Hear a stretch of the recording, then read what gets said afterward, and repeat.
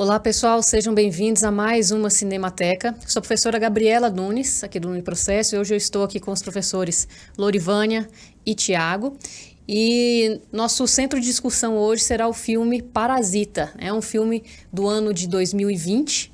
Esse filme ele recebeu 4 estatuetas do Oscar, além de ter sido bastante premiado no Festival de Cannes. E é um filme com um enredo muito curioso, muito diferente, inclusive.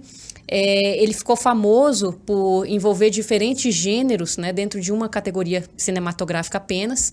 Então hoje ele é conhecido como uma dramédia, ele é um filme de suspense, de terror, de comédia e de drama ao mesmo tempo. E o enfoque jurídico que nós conseguimos retirar dele, ele é bastante rico, né? Então eu queria dar as boas-vindas aos professores aqui. E iniciar com uma síntese do filme aqui com vocês, né, para recapitularmos o enredo. O filme ele já se inicia mostrando a habitação, né, o local ali onde vive a família Kim. E desde esse primeiro momento a gente já consegue verificar a existência de uma metáfora, né, porque eles moram ali em uma residência que não fica nem no subsolo e nem acima do solo. Como o próprio filme fala durante ali o decorrer, eles moram em um semi-porão, né? E nesse momento é a primeira metáfora que a gente consegue visualizar.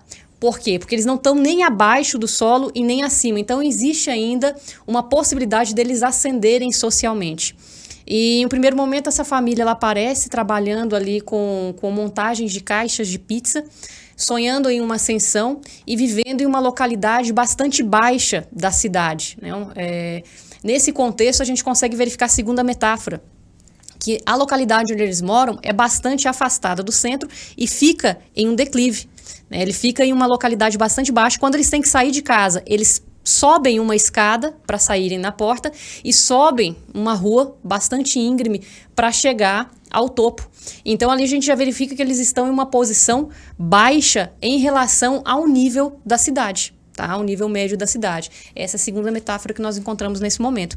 Existe ali um sonho de ascensão. Nós conseguimos verificar que aquelas pessoas, apesar de viverem em uma situação econômica insuficiente, elas possuem um conhecimento, né? Nós temos ali, dentro da família Kim, o filho, que tem o nome americano dele, né, no filme é chamado de Kevin. Ele tem um conhecimento sobre a língua inglesa.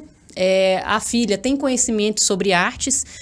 A mãe da família ela foi medalhista, né, esportiva. Então a gente verifica que essa família ela possui um certo grau de instrução, porém não consegue evoluir. E eles ficam ali almejando uma ascensão social. E quando surge a oportunidade de emprego ao Kevin, ele já se encaixa ali dentro de uma realidade social diferente da sua, e nesse momento nós conseguimos ver com bastante clareza essa ascensão física mesmo, onde ele sai de sua casa e sobe um lance de degraus, sobe a rua até chegar em um plano, novamente para chegar até a casa da família Parker, né, que é a família rica do contexto. Eles sobem novamente um grande lance de escadas dentro da casa para chegar ao quarto onde ele dava aula para a família abastada. Ele também sobe um lance de escadas para que ele consiga chegar no topo. E essa metáfora ela é muito inteligente, ela é utilizada no filme como um todo. Quando ele consegue, então, entrar ali, conseguir a vaga de emprego, para ele conseguir ministrar aquelas aulas de língua inglesa para a filha da família Park, já vem ali o sonho de conseguir levar toda a família dele para trabalhar ali dentro daquele ambiente, a fim de sair daquela condição de pobreza a qual eles estavam. Inclusive o Kevin ele fala em vários momentos do filme que o desejo dele é de frequentar uma universidade, é de ter uma formação, é de ascender de alguma forma, né? E nesse momento surge a ideia, ele está ali dentro, surge a ideia da contratação da irmã, que tem afinidades com artes. Então o outro filho da família Park precisa de uma mentora, né? Ele já indica, porém não faz a identificação, não se identificam como irmãos, apenas insere aquela tutora no contexto profissional ali, né? Uma qualificação suficiente para aquela família. Logo em seguida, eles pensam que para ascender ainda mais, para ter uma condição de vida digna, né? Minimamente digna, eles teriam que inserir também no mercado de trabalho pai e mãe. E aí que surge a ideia né? Eles acabam derrubando ali o motorista da família, acabam criando um plano para que o motorista fosse demitido, para que eles conseguissem inserir o pai deles também dentro desse mesmo contexto laboral. O mesmo eles fazem com a governanta, né? Eles conseguem desvincular a governanta da relação trabalhista e conseguem inserir a mãe ali dentro daquele local de trabalho. E assim a gente verifica que o próprio nome do filme, né, Parasita. E o que é um parasita? Parasita é aquele que se alimenta, né, do próprio hospedeiro. Então, nesse momento, nós podemos verificar o seguinte, porque em uma primeira análise, nós verificamos que essa família seria parasita da família Bastada, né? Então, a família Kim seria parasita da família Park. Só que quando nós verificamos que o que a família concede, né, a família rica, a família Park, concede à família Kim é o mínimo necessário para manter a subsistência, né, aí nós verificamos que o parasitismo ali ele é mútuo.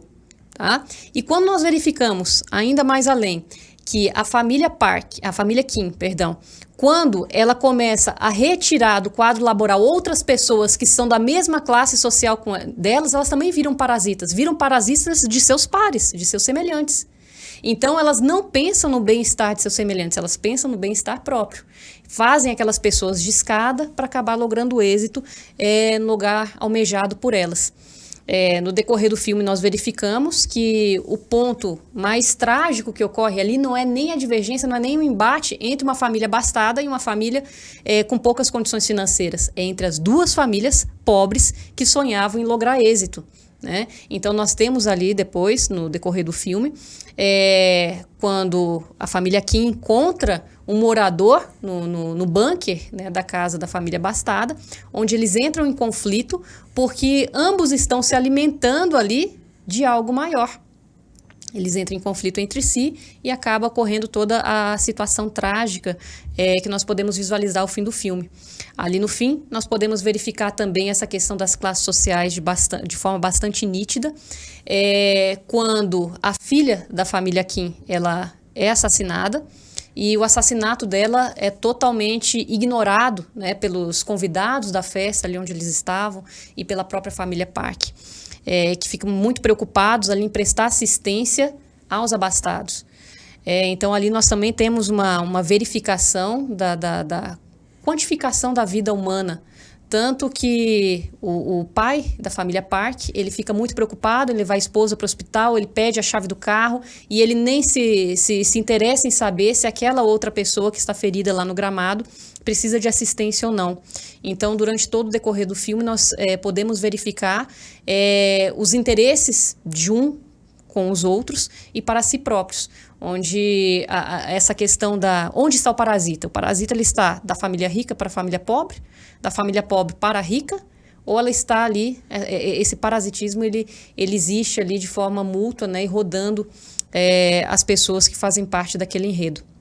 Então, agora eu vou abrir aqui a palavra para os professores, para que eles façam as análises acerca dessa relação existente dentro do filme. Passar a palavra primeiro para a professora Lorivânia.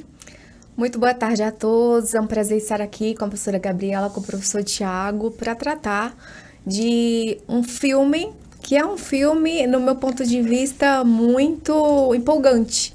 Ele é empolgante na medida em que ele traz uma forte crítica social e muitas reflexões para fazermos. Então, num primeiro momento, né, a gente tenta entender o título do filme, como a professora Gabriela falou, como a questão do parasita, que é aquele que precisa se nutrir do outro, não é, para sobreviver, e essa forma de sobrevivência ela é prejudicial.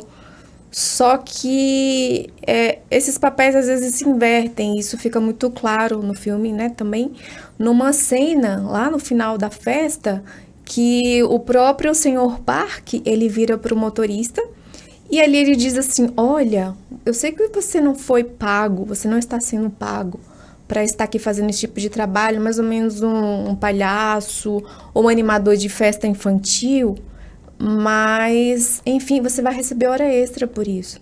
Então, se a gente for colocar para o lado jurídico, ali seria um desvio de função e uma espécie de exploração. Então, existe exploração mútua, o que nos leva a crer que se trata de uma relação comensal e não uma relação parasital. Na relação comensal, ambos se nutrem um do outro, né? Então, os parques também, eles são parasitas porque eles não sabem, a mulher não sabe cozinhar, o homem ele não sabe dirigir seu próprio automóvel, então eles são dependentes de pessoas, né, que eles exploram. E essa exploração, ela fica evidente em algumas cenas, eu percebi ali num primeiro momento também, quando ela vai fazer o pagamento, né, do Kevin, que é um nome lá utilizado nos Estados Unidos, né, para um nome coreano, que ela pega uma parte do dinheiro que seria pago para o amigo e guarda. Então ela diz assim, eu vou te pagar a mesma quantia que o teu amigo receberia, né, que é o outro tutor, e ainda vou te dar um reajuste pela inflação. Só que, na verdade, ela estava mentindo para ele. Então, aquela questão da avidez, da riqueza, os ricos, quanto mais têm, eles mais almejam, querem sempre ter mais, não é? Então, a gente pode observar aqui alguns detalhes importantes como esse, né? E também uma outra coisa que me chamou a atenção é que, muito embora o filme não é baseado numa história real, mas o autor, ele se inspirou no amigo que era tutor também de uma família estadunidense e que esse filme poderia ser perfeitamente uma história real porque é plenamente encaixável à nossa realidade, a realidade brasileira, né, nas grandes capitais, em outros estados, em outros países também, isso é perfeitamente encaixável, né? Então, essa era a minha primeira observação quanto ao filme. Um filme que tem muita inteligência, né? E que traz pra gente ali várias nuances.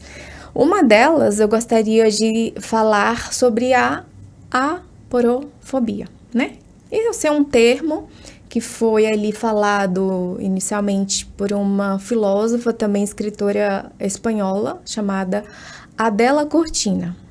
Adela Cortina, ela trouxe esse tema como sendo a aversão ao pobre, né? Aquelas pessoas desvalidas, como sendo pessoas inferiores no sistema ali social, e que aquilo é um preconceito muito, muito arraigado à nossa cultura brasileira também, né? A gente percebe isso, inclusive, em programas de humor. Hoje nem tanto, mas na década de 90, né, eu vou trazer aqui alguns filmes, em que esse tema do aporofobismo era bem, bem marcante mesmo. No filme mesmo, né, professora, a gente consegue verificar a parte do cheiro. Eles sentem cheiro o tempo todo e eles falam que é um cheiro típico de metrô. Né? Isso, essa questão do cheiro também eu observei, e até se vocês se recordam, a própria mãe da família pobre, ela diz assim, mas o que a gente vai fazer então? Vamos trocar o sabonete, o shampoo, amaciante de roupa? Mas não era uma questão de higiene pessoal, era uma questão do ambiente. Pelo fato de eles morarem num, né, espécie de subterrâneo, que não é um subterrâneo, né?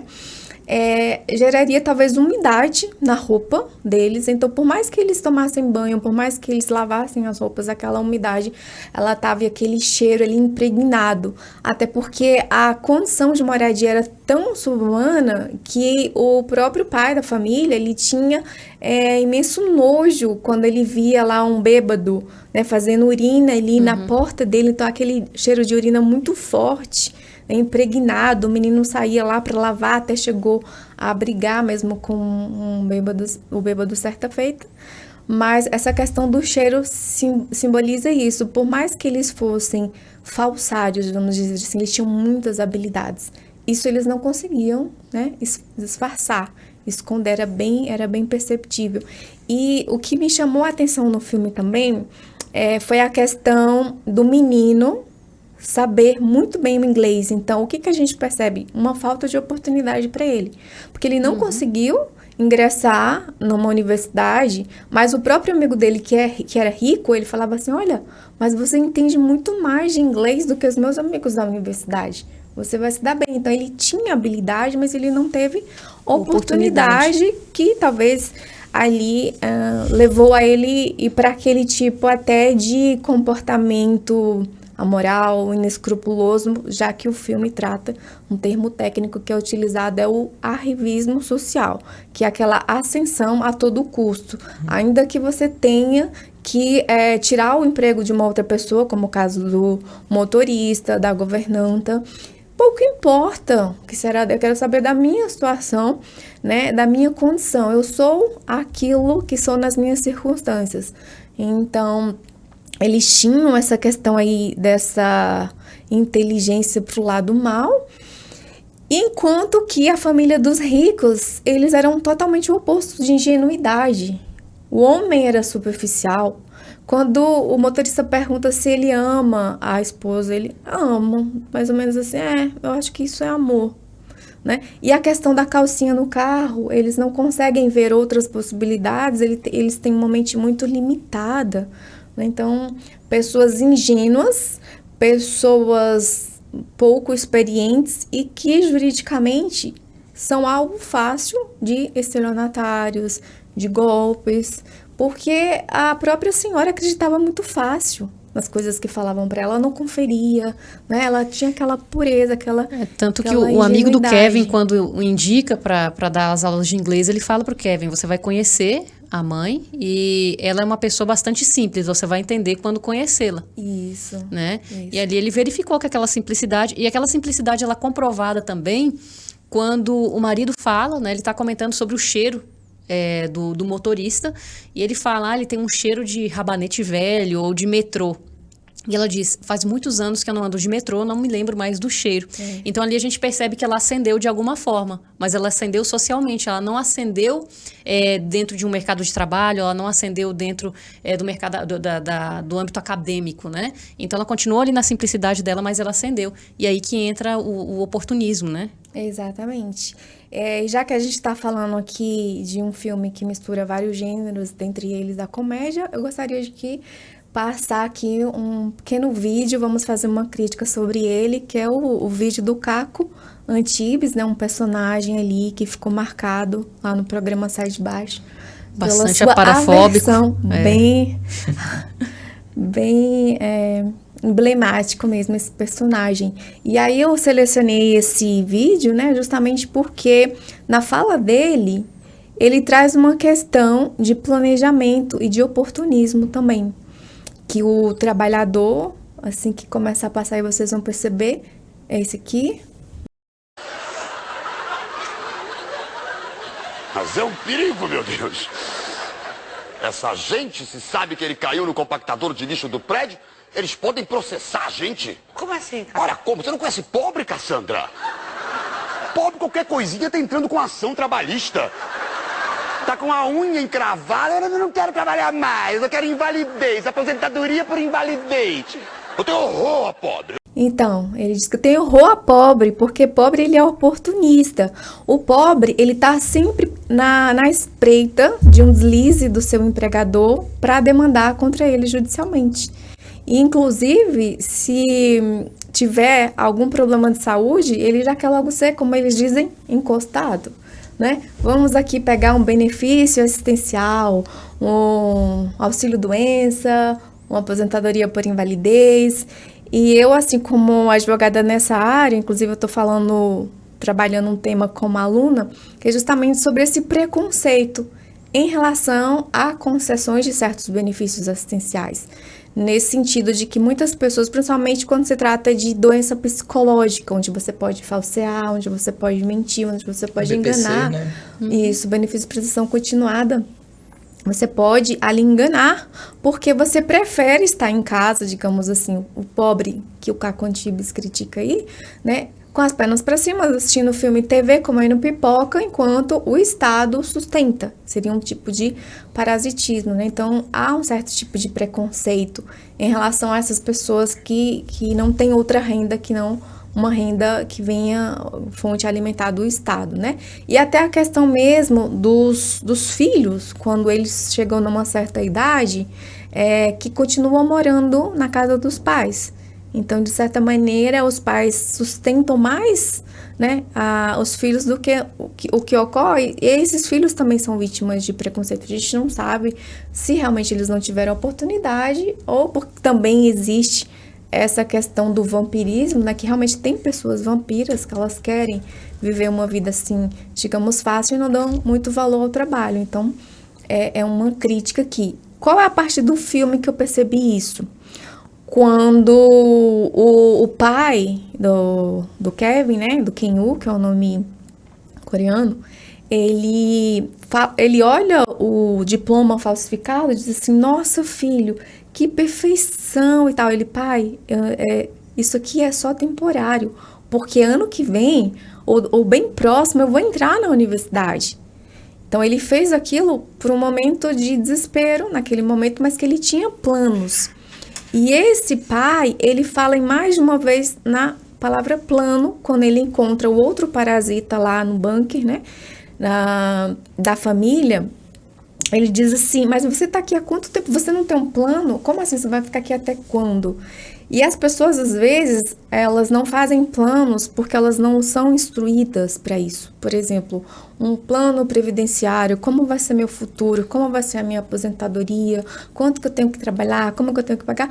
Não é por maldade, é por falta de conhecimento, por falta de instrução, né? Então, assim, uma coisa muito boa que vai acontecer o ano que vem, é a gente começar a inserir, né, questões práticas de dar palestras à comunidade ou dar orientação jurídica. O professor Tiago trabalha muito com isso, para informar a essas pessoas que elas precisam se planejar do ponto de vista previdenciário também, né? Esse é um aspecto interessante no filme, porque a certa dose de malícia que a gente vê nas famílias de classe mais baixa, em comparação com a certa inocência da família mais abastada, a gente compara, na verdade, uma situação em que eles se isolam e estão tão distantes do restante das pessoas, que essas pessoas têm que ter alguma malícia, senão morrem. Então, eles têm que se virar de algum jeito para conseguir comer, para conseguir se vestir. Então, evidentemente, eles têm que ter um plano. Então, também é um contraste entre alguém que se movimenta constantemente, talvez por isso o cheiro de metrô, que se movimenta constantemente, e aqueles que estão parados. E que estão tão parados que nem percebem, às vezes, que estão sendo parasitados e nem sabem quem é, na verdade, o parasita. Quando a gente observa eu, por conta do vício da parte do curso de letras e de literatura, eu gosto de acompanhar a narrativa do ponto de vista de intencionalidade do autor. Então, se a gente observa a fluidez que o filme tem entre drama, comédia, terror e suspense mais no final, mas a gente vê que é uma narrativa fluida também nas relações de parasitismo, em que em certos momentos você chega a ver um corte entre uma relação e outra, uma e outra, e alguns aspectos são meio que visualmente muito claros, até explícitos, não chegam nem a ser alegoria, mas a parte do cheiro eu queria aprofundar um pouquinho nisso, porque não é só a questão do cheiro e deles estarem sentindo o cheiro e não saberem classificar o cheiro. Visualmente, a gente não consegue enxergar no filme o cheiro por maquiagem, por fotografia, por nada disso. Então, a alegoria que o autor, para mim, claramente traz é uma alegoria de que aquelas pessoas têm alguma coisa de diferente deles, que eles não sabem explicar o que é, mas que eles nunca vão ser iguais. Então, isso parece uma coisa dita e não dita ao mesmo tempo. Isso que a gente vê como alegoria. Então, uma coisa muito interessante, porque não aparece. Visualmente, você não enxerga. Eles inseridos no contexto da família mais abastada, você não consegue enxergar visualmente. Mas aquilo não se perde. Então, é como se fosse assim, olha, nós sabemos de onde vocês vieram. E isso se reflete na fala lá da mãe, né, da família mais abastada, que fala, tem muito tempo que eu não ando de metrô. Então, assim, mesmo eu estando aqui hoje, eu vim de lá. Então, isso não sai da gente. Isso é uma coisa que acompanha a pessoa, ainda que seja só por memória. Eu não lembro mais, mas tá aqui comigo. E essa questão do cheiro também foi o gatilho para fazer o pai do Kelvin... O assassinato ao fim. O assassinato, porque quando o parasita, que na verdade já estava lá, ele sai como um fantasma, todo ensanguentado, e ali todos se assustam na festa, quando o Sr. Park se aproxima dele, ele ele tem tanta aversão que ele parece que tá ânsia de vômito. Ele chega a pôr a mão no nariz, ele faz fecha o assim, nariz. É. E aquela aversão dele faz com que acione no cérebro do outro uma repulsa. E ali ele dispara contra ele. É uma forma de agressão, porque o filme ele é muito violento, né? A própria desigualdade social é uma forma de violência, né? E o parasita lá do bunker, quando ele tá ali no leito de morte, ele grita respeito, né? Para o Parker. E ali essa questão do grito de respeito, eu até estava vendo uma crítica sobre isso, porque o respeito pode ser no sentido de ele estar solicitando, pedindo respeito, né? Em relação a si, ali, ou também dizendo que respeita aquele que está olhando com nojo para ele, porque ele viveu ali dentro daquele bunker, daquele porão, durante 4 anos, né, sendo alimentado por aquela família, né? Então, a intenção do autor nesse momento, eu vi, foi exatamente uma crítica, uma entrevista, é que ele disse que quando ele grita respeito, ele está falando das duas coisas, que ele quer ser respeitado porque ele respeita. Né? Então, tem essa questão aí que é trazida pela segregação e também o desejo de respeito das pessoas, né, que estão ali. Elas querem ser respeitadas, elas querem ser valorizadas, né, de alguma forma. E, de certa forma, essa violência que o filme mostra não é somente a violência física, não é literalmente violência corporal. E essa violência corporal, ela começa quando? Até o fato da casa ter possuir um bunker, né, fazendo uma menção à Coreia do Norte. Como um possível ataque, né, nuclear, eles teriam um lugar para se defender. E é justamente ali a primeira cena de violência corporal. Quando aquelas duas famílias, elas brigam, ali não se trata de luta de classes, porque são todas na mesma classe. Né? Elas estão querendo lá se sobressair uma sobre a outra, o tal do arrivismo social. Né? Eu quero esse espaço é meu, você vai ter que sair daqui a qualquer custo. E a questão também que envolve políticas públicas, né? Para evitar que essa população ela até vá para a criminalidade como uma forma de violência por falta de oportunidade. Ainda voltando um pouco sobre o aporofobismo, em relação à política, eu gostaria que o pessoal passasse o segundo vídeo, né? Que é do personagem ali do Chico Anísio, chamado Justo Veríssimo. Deputado, tem esse bando de pobre aí querendo falar com o senhor. Posso brincar de tiro ao alvo? Estamos em ano de eleição. Doutor Justo, a gente tem aqui para pedir alguma coisa. Não é mesmo, pessoal? É isso aí. Pobre só sabe fazer 2 coisas: pedido e filho. Eu esse ano me preparei para a visita de vocês. Gastou? Cadê as pílulas? Tá aqui, deputado. Pode começar a pedir. Doutor Justo, eu tô muito doente, tô muito quebrado demais. Eu fui lá no posto de saúde da favela, tá fechado. O que eu faço, doutor? Dá uma pílula pra ele, doutor. Uma pílula. Doutor Justo, eu fui demitido e eu não consigo emprego mais em lugar nenhum. O que eu faço? Dá uma pílula pra ele. Doutor Justo, ainda que mais lhe pergunte, que pílula é essa? Veneno. Mas o senhor tá dando veneno pros pessoal? Eu pensei em vender, mas pobre não tem dinheiro, eu tô dando. Assim o senhor vai matar nós todos, doutor. Eu não sei se já disse alguma vez uma frase que me ocorreu agora.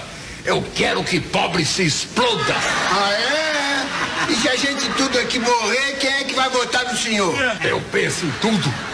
Isso aí só faz efeito depois de 3 de outubro. Comparado a mim, João Alves é um arcanjo.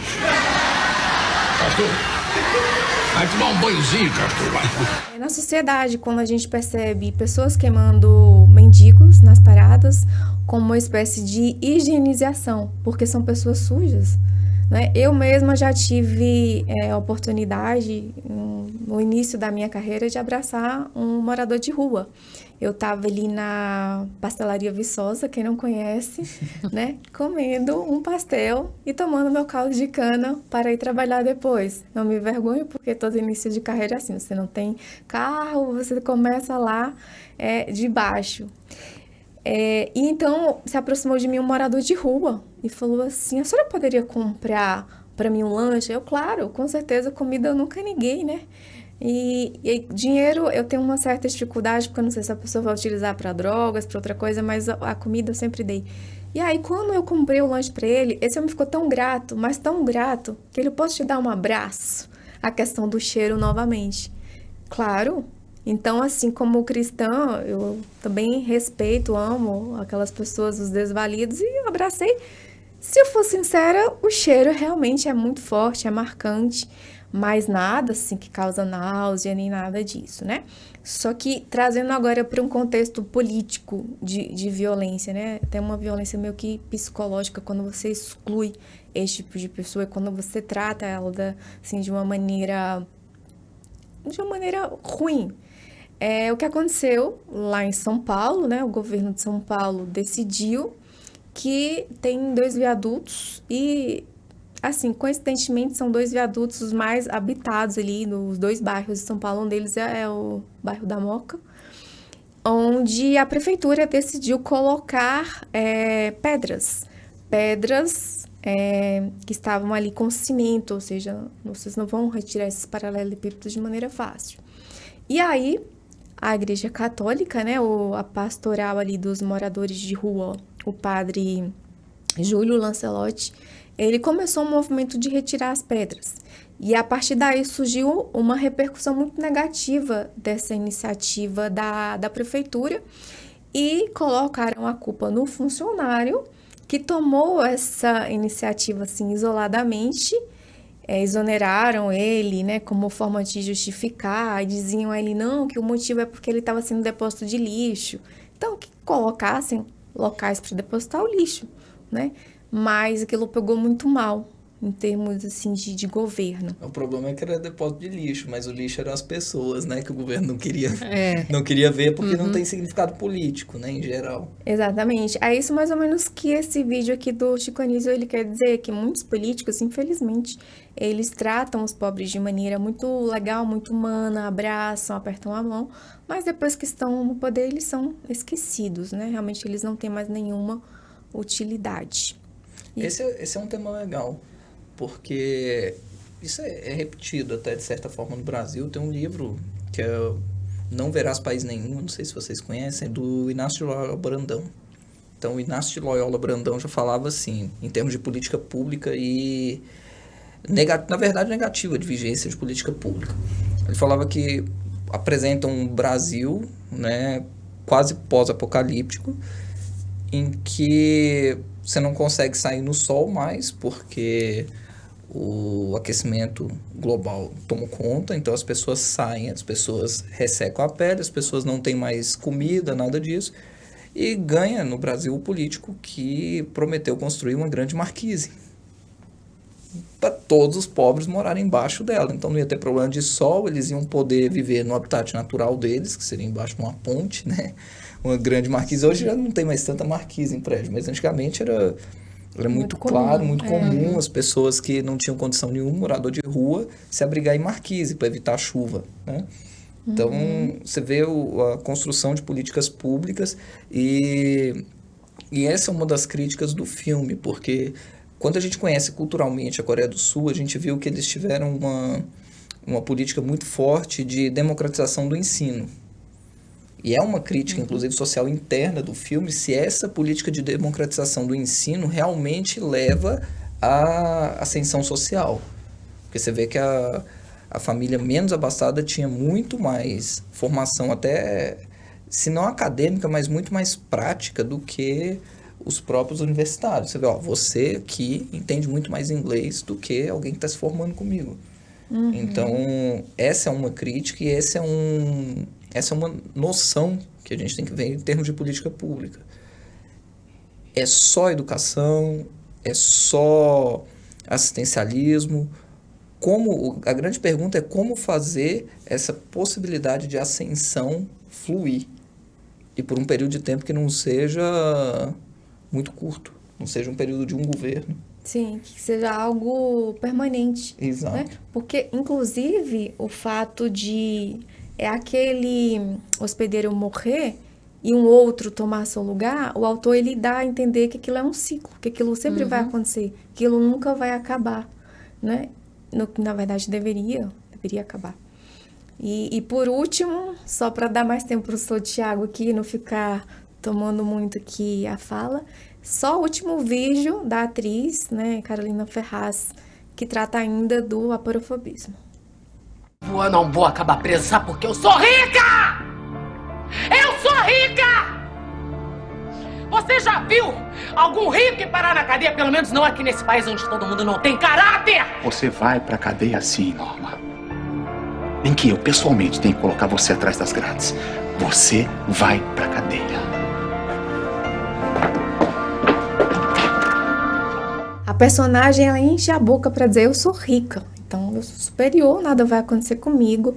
A questão da impunidade, né, que a gente vê também em muitas famílias, por exemplo, que tiveram filhos perdidos, que foram vítimas de injustiças sociais, e alguns vão para a criminalidade, e para esses sim, eles têm punição, enquanto que um rico, talvez ele tenha condições de contratar ali os melhores advogados, e de certa maneira ter essa impunidade ali garantida, né? Então, talvez até uma relação dessa impunidade com corrupção e... Porque na juiz, realidade, na realidade, quando a gente para e pensa em corrupção, é você se favorecer da situação que você está para algum benefício pessoal, né? Então, isso também me parece muito evidente. Ah, não, eu vou contratar um melhor advogado, se o advogado não resolver, eu vou comprar, eu vou conversar com o juiz, eu tenho um amigo que também é amigo. Então, a gente passa pelo jogo de riqueza, mas muito mais por um jogo de classe, porque envolve tudo que está à disposição daquela classe, que não é só o dinheiro, é o prestígio, é o poder, né? É um conjunto. Isso, e nós temos os estigmas, né, que não são criados só por classes. Isso a gente consegue...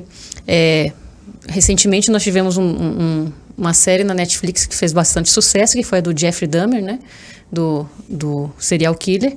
E ali nós podemos verificar de forma bem clara que ele, um cara branco, né, ele se muda para um bairro apenas de negros. E era um bairro abandonado pelo sistema de segurança pública, ali não tinha nenhum tipo de política pública, né?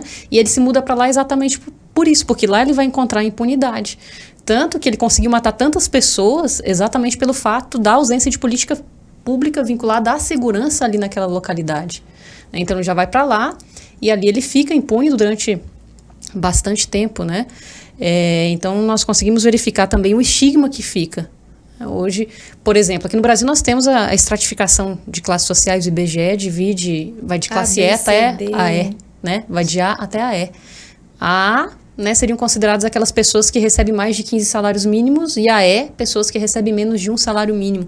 Então nós temos também o rótulo, nós colocamos o rótulo. Então as pessoas elas já são adequadas em algumas classes, e aí elas precisam ir subindo, né? E hoje no filme nós conseguimos verificar exatamente isso, a que custo, né, as pessoas elas vão conseguir subir, se alavancar e sair de uma classe para outra.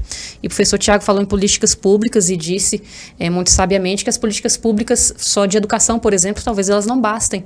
E no filme a gente consegue ver a ausência de política pública de saneamento. Exato. Porque quando chove, nós conseguimos verificar que a família, né, de uma classe mais alta, ela aprecia a chuva, ela verifica aquilo como uma bênção divina, uma contemplação. Essa era uma coisa que eu tinha notado, aquele dilúvio. Exatamente. O menino se divertindo diferente. No acampamento, no quintal, né, numa barraca. Sim, eles confortáveis, nas confortáveis, suas casas, admirando enquanto outros sofrendo. Perdendo tudo. Que não perdendo já. Exatamente, perdendo a moradia, perderam tudo, perderam absolutamente tudo ali. Então, esse contexto de políticas públicas também deve ser analisado, né? Hoje nós... E tem um outro simbolismo, não sei se vocês conseguiram reparar e fazer essa comparação, o que é curioso num filme oriental, né? Que tem tradição não católica, não cristã. Mas eles mostram, a cena da chuva é muito parecida com um dilúvio. Então eles colocam como se assim, a condição que está aí é uma condição que é tão superior a vocês que chega a Deus, né? É algo que é comparado a um momento bíblico, ao dilúvio bíblico. Não sei se vocês conseguiram ter essa noção na hora. Justamente a simbologia que o dilúvio ele vem para quê? Para acabar ali com os pecadores e deixar somente aquele escolhido, né? Sim. E aí falar, ó, isso aqui é uma coisa que ninguém vai conseguir mudar, isso tá posto assim. Isso, isso. E outras políticas ali a gente consegue verificar também. Se nós formos trazer esse contexto para o Brasil, né, por exemplo, nós temos políticas públicas, temos ações afirmativas, né, que são aplicadas à educação, por exemplo, as cotas.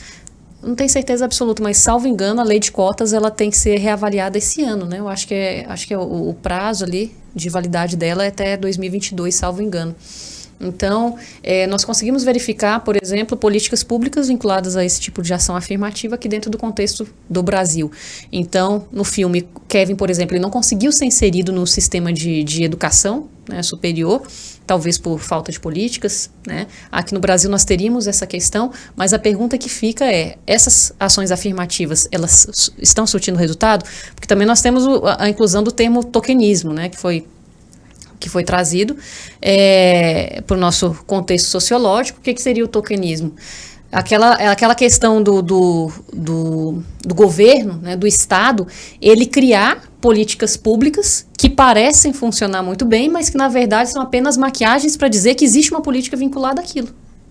Então, as políticas públicas não bastam surgir. Elas precisam de fato ser efetivas, elas precisam ser fiscalizadas. Sim, tanto é que se a gente for prestar atenção, quem ingressa numa universidade pública são os alunos que estudaram nas escolas pagas, as melhores escolas, a melhor educação.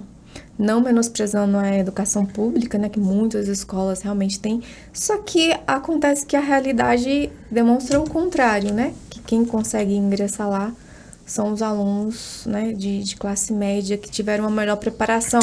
Talvez porque o aluno da escola pública não tinha o dinheiro da passagem, né? Às vezes não tem o dinheiro do lanche, e falta o lanche, falta a merenda. Então tem várias questões envoltas aí, né, que a gente precisa rever. Esse é um tema interessante, aqui até pela Universidade de Brasília a gente vê isso. Bom, de fato, com o lançamento de políticas afirmativas, você teve uma ascensão de classes mais baixas à universidade pública. Teve. Às vezes de colégio particular, mas de colégio que não era de primeira linha, de escolas públicas. E a tendência que todo mundo pensava era que esses alunos chegariam a ter um índice de reprovação tão alto que provocaria no futuro uma evasão dos cursos. O que não aconteceu. Porque eles conseguiram se nivelar ao que a turma vinha praticando. Tá, por programas acadêmicos de monitoria, etc. Mas conseguiram recuperar isso. É muito difícil você pegar um aluno que está se preparando para uma prova do nível do ITA, por exemplo, e um aluno que está estudando para passar de ano e colocar para fazer cálculo 1, a mesma turma. Vai ter velocidade diferente. Mas essa política me pareceu, pelo menos pelos dados até agora, né, que a Universidade de Brasília mostra, que foi saudável. Só que não pega só por aí, porque você tem o problema da educação básica, porque todo mundo fala, se você tem uma educação básica de qualidade, você vai lá na frente chegar a pessoas com maior empregabilidade. Ok, mas leva mais tempo, né? Quanto tempo leva para o cara sair da alfabetização para chegar para a faculdade e depois entrar no mercado de trabalho? A gente está falando de 20 anos. Uhum. Né? Para checar se uma política funcionou. Então, talvez o melhor seja mesmo pelas universidades meio que a forceps. Mas a educação básica não pode ficar de lado. E a gente observa que pela crise econômica muito, muito grave, pré-pandemia, nem foi só com a pandemia, mas com a pandemia, você teve uma migração e talvez isso vá se refletir em alguns anos em melhora dos índices internacionais do Brasil em escala. Por quê? Certo que a pandemia parou todo mundo e as pessoas tiveram menos acesso à escola. Só que essa crise impulsionou principalmente a classe média a tirar os filhos de escola particular e levarem para a escola pública. Estava num nível melhor. E você tem políticas salariais melhores hoje na educação pública do que na privada. Então você consegue agregar um ex-aluno de uma federal, porque hoje as licenciaturas estão todas nas federais, a gente não tem... Eu ia falar sobre isso agora, que Só tem licenciatura privadas lá. estão em extinção nas Tem. particulares. Tinha na época que o ProUni estava muito forte e para cursos técnicos também, no Pronatec, mas não tem mais. Então, eles saem das federais para dar aula na educação básica. E você encontra pessoas que estão melhores preparadas por ter base para aquilo. Então, a tendência é ter uma melhora nisso. A questão é até que ponto é sorte, até que ponto é política pública, né? A intencionalidade é que é o problema. Exatamente. Eu mesma já fui professora dos cursos do Pronatec, à época, e era uma política bastante interessante, né? E ali nós não tínhamos apenas... Nós tínhamos muitos cursos técnicos, o que estão em extinção hoje, né? Sim. E são cursos importantíssimos. Hoje o mercado de trabalho está carente, né, de certos profissionais. Então, o que era ofertado ali, de fato, era muito bom. O que eu vi ali na prática era um resultado bastante positivo. Então, nós tínhamos ali cursos de logística, de recursos humanos, diversos cursos tecnólogos voltados para a tecnologia, que eram, de fato, muito bons. O problema era manter o aluno dentro do curso, porque ele recebia o curso, porém ele não recebia insumos para que ele chegasse até o curso. Então, às vezes ele conseguia uma vaga no turno vespertino, ele não podia porque ele tinha que trabalhar, então ele tinha que se retirar. E dentro dessa política, quando o aluno, naquela época, quando o aluno ele evadia, o CPF dele ficava com uma negativação para receber um outro benefício vinculado a cursos técnicos mantidos pelo governo, não conseguia outro. Mas às vezes era de fato pela necessidade, né? Pela necessidade, ele precisava trabalhar, ele não podia se ausentar. Às vezes ele não conseguia chegar até o curso por questões de curso com transporte, até de alimentação, aí faltava, né? E existe o controle de faltas também, se ele falta um determinado número, ele é retirado do curso.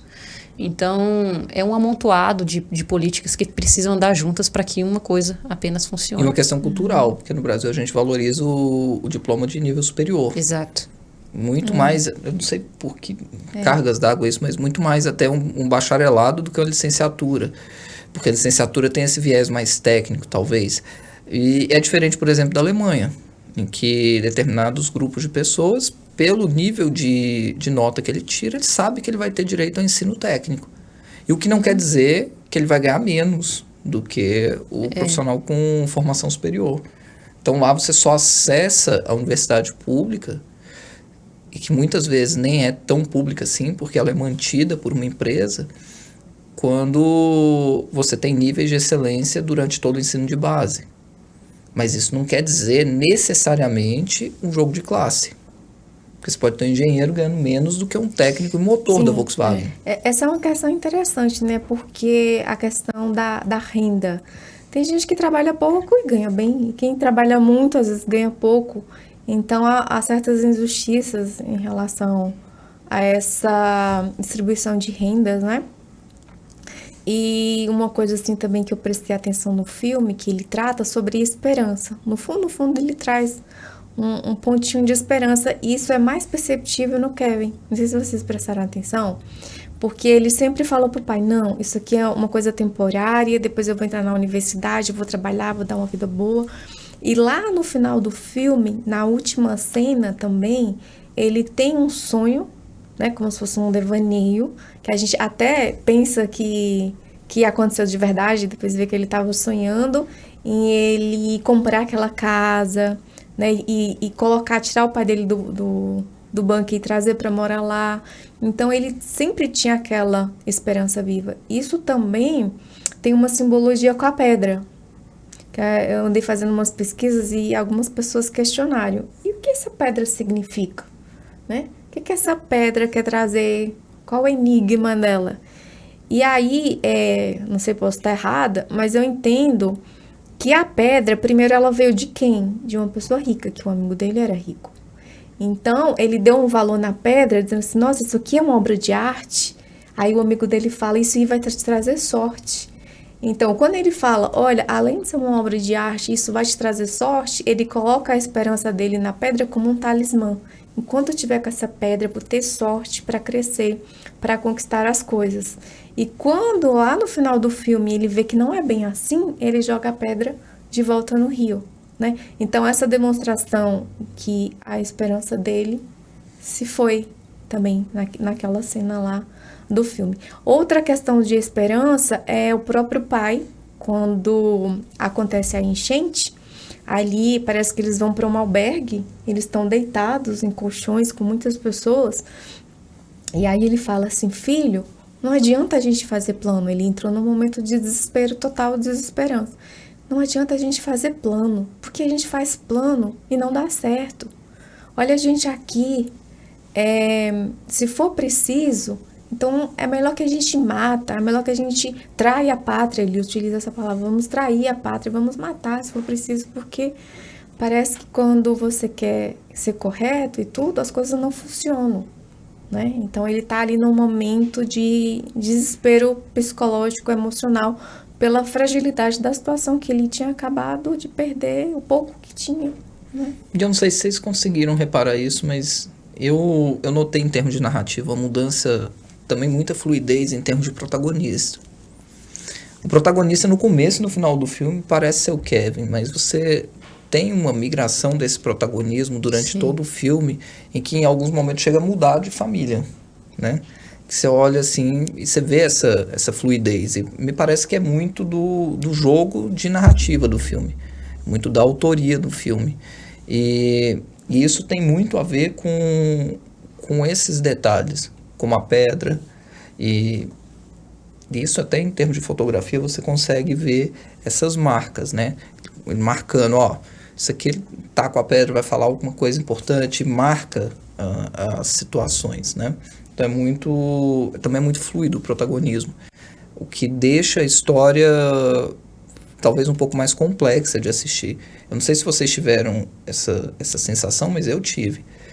Eu não vejo isso como algo pejorativo, mas eu assisti o filme e achei um filme extremamente cansativo. Não por narrativa, mas talvez pela quantidade de informação e pela quantidade de imagem visual. Você tem uma sensação, talvez, de estar assistindo um filme que tem mais de 2 horas. E ele não tem.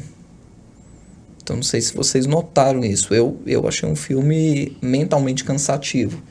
Talvez pela fluidez, por passar por tantos gêneros, por essa mudança de protagonismo, e a gente é acostumado a fazer uma coisa mais linear ou mais parada, ou talvez comparações entre 2 coisas somente, num sistema mais binário. E ele é um filme que não é um filme binário, ele não se prende, ele circula quase. Tanto é assim que não é um filme de luta de classes, né? Da elite, da burguesia contra o proletariado.